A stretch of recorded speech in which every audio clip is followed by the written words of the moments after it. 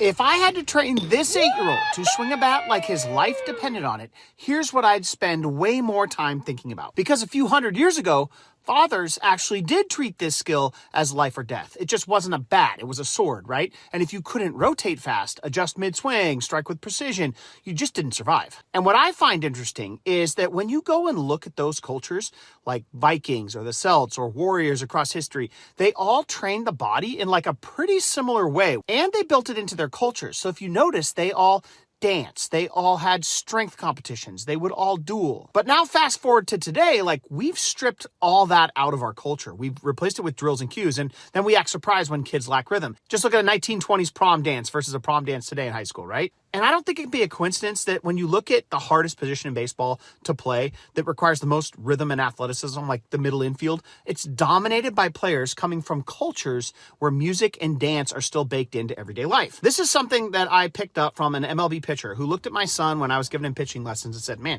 he really lacks like some motor control and does not have rhythm. And so he turned me on to some of the ways that you can train motor control, you can train rhythm, and you could take some of these things from like cultures that we don't do anymore and add them into your kids' daily life to dramatically improve their athleticism. And then when we started adding this into our kids' lives, what happened is that fixing mechanics became way easier because we upgraded the baseline athleticism of the kid. And it's become a completely foundational piece to how we teach hitting. And if you're interested in that kind of stuff, about like why we maybe are missing some pieces, about what it actually takes to build a really robust, holistic athlete, this next week I'm putting together some progressions that will show you how to better do this step by step when it comes to different things cultures have done in the past to raise people who like literally their lives depended on how well they could swing something. It's pretty interesting stuff. And if you're into that kind of thing, drop the word culture in the comments and I'll make sure that I DM you when that drops.